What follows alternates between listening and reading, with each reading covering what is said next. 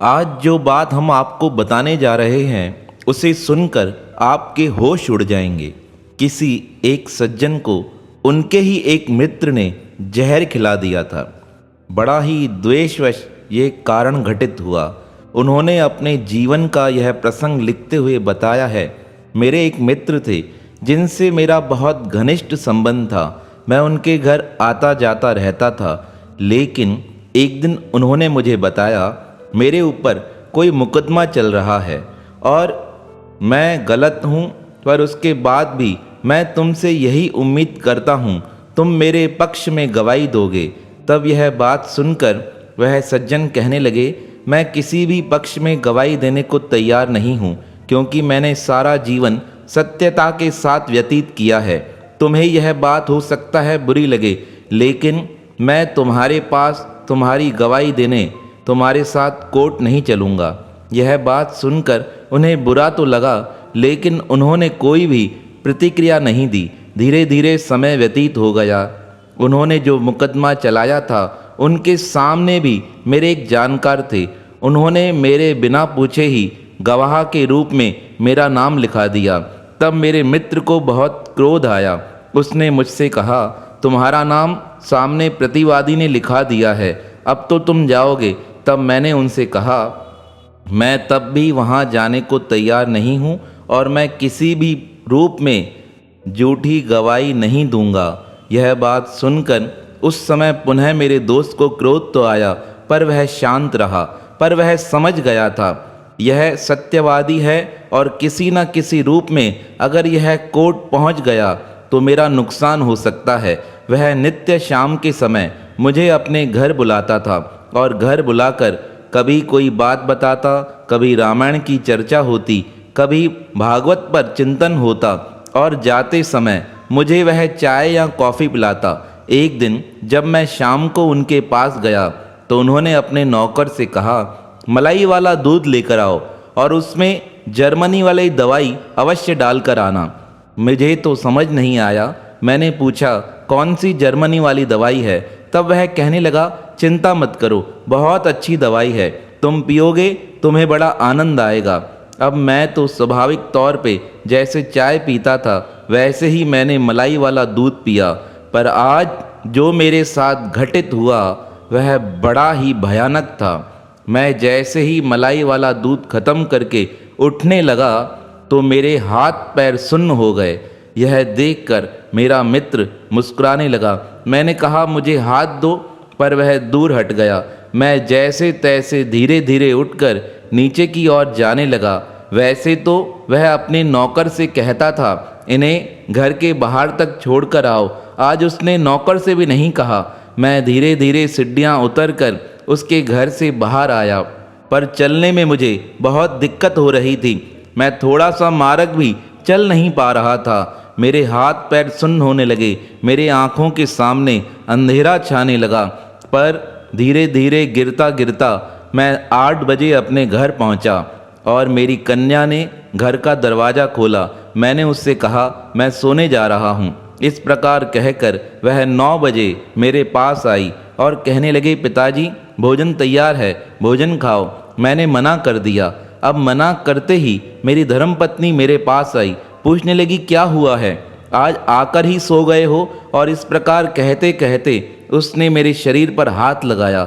जैसे ही हाथ लगाया मेरा सारा शरीर ठंडा होता जा रहा था। वह चिंता में आ गई, कहने लगी, तुम्हें क्या हुआ है?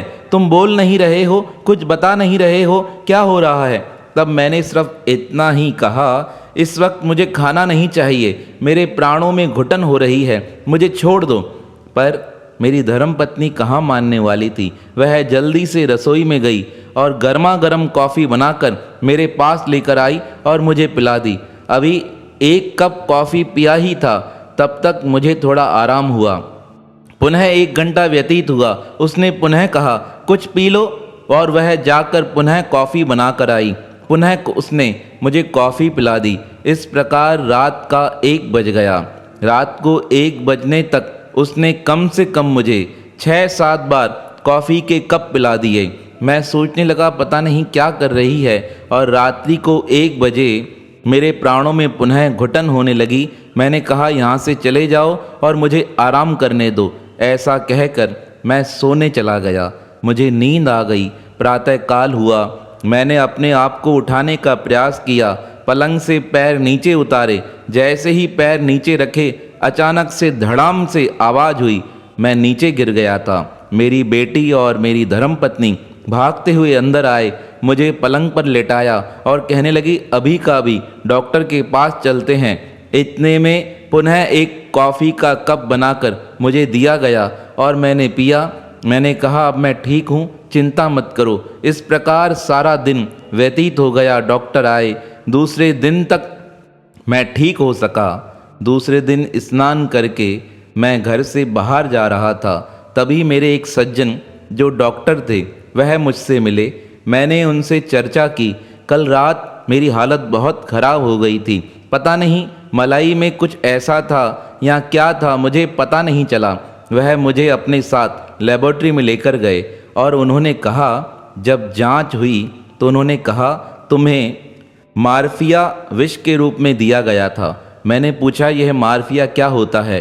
तो उन्होंने कहा, यह मार्फिया एक जहर होता है।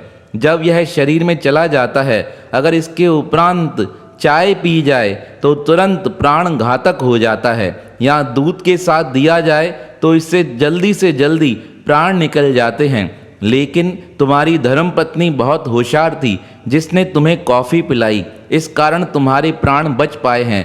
मार्फिया का समाप्ति का एक ही उपाय है कि व्यक्ति को कॉफ़ी अधिक से अधिक दी जाए। डॉक्टर की यह बात सुनकर मेरा दिमाग सुन्न हो गया, क्योंकि अब मैं जो आपको बताने जा रहा हूँ वो समझो ऐसे कि परमात्मा की सदैव मेरे ऊपर कृपा रही, या परमात्मा मेरे साथ परछाई बनकर रहे, तभी उन्होंने मेरी रक्षा की है। हमारे घर में कभी भी कॉफ़ी नहीं आती थी। हम सदैव चाय पर ही निर्भर रहते थे। लेकिन किसी कारणवश बहुत बार मेरा साउथ की तरफ जाना हुआ। जब साउथ में जाते थे तो वहाँ पर कॉफ़ी मिलने के कारण मेरा स्वभाव कॉफ़ी की तरफ बढ़ने लगा। एक दिन मैं दिल्ली यात्रा पर गया और वहाँ से कॉफ़ी का एक बंडल लेकर आया और अपनी धर्मपत्नी से कहा, अब चाय पीना बंद करूँगा, कॉफ़ी पीऊँगा। कुछ दिन बाद हमारे घर पर चाय ख़त्म हो गई। मेरी धर्मपत्नी ने कहा, चाय पत्ती लेकर आना, समाप्त हो गई है। तब मैंने उनसे कहा, क्यों चाय पत्ती का खर्चा करना है, मैं कॉफ़ी लेकर आया हूँ, अब कॉफ़ी पिया करो। जब वह ख़त्म हो जाएगी तब हम चाय मंगाएंगे। इस प्रकार मेरे घर पर चाय पत्ती बची ही नहीं थी। और जब मैं बीमार हुआ, जब मुझे यह जहर पिलाया गया, आप सोचिए, अगर उस दिन मेरे घर पर चाय पत्ती होती तो मेरी धर्मपत्नी जल्दी से चाय बनाकर आती और चाय पीने के कारण इस जहर का प्रभाव मेरे शरीर पर तुरंत हो जाता और मैं मर जाता। लेकिन परमात्मा ने कैसा विधान निश्चित कर रखा था। हमारे घर चाय पत्ती ख़त्म हुई, हमने कॉफ़ी पीना प्रारंभ की और मेरी धर्मपत्नी कॉफ़ी बनाकर लाई, और एक बार नहीं, कम से कम 8-10 बार उसने 8-9 कप कॉफ़ी बनाकर मुझे पिलाई और उस मार्फिया विष का यह सारा असर समाप्त हो गया। डॉक्टर की यह बात सुनकर मैं हैरान हो गया। देखो परमात्मा किस प्रकार अपने भक्त को बचाने के लिए पहले से ही उसकी व्यवस्था कर देते हैं। हमारे घर चाय का समाप्त होना, मेरा कॉफ़ी लाना, मेरी धर्मपत्नी का कॉफ़ी बनाकर मुझे पिलाना, यह सब साधारण बातें नहीं हैं। लेकिन इसके पीछे देखा जाए तो परमात्मा की ही विशेष कृपा है। दिन बीतते गए, मैं प्लेटफार्म से गुजर रहा था। वही मित्र जिन्होंने मुझे जहर दिया था, उन्होंने आवाज़ देकर मुझे बुलाया, लेकिन मैंने उनकी ओर ध्यान नहीं दिया। तब वह पुनः कहने लगे, कम से कम राम राम तो कर सकते हो, व्यवहार मत रखो। उनकी बात सुनकर मैं कहने लगा, तुमने तो मुझे जीवित ही नहीं छोड़ा था, यह तो परमात्मा की कृपा थी जो मैं बच पाया हूँ। अब मेरा उनसे इतना ही संबंध है कि हमारी राम राम होती है। वह मुझे घर बुलाते हैं, लेकिन मैं घर जाता अवश्य हूँ, पर उनके घर से कुछ खाता नहीं हूँ, क्योंकि पता नहीं कब क्या हो जाए, यह सिर्फ परमात्मा ही जानते हैं। यह मेरे जीवन की सत्य घटना थी।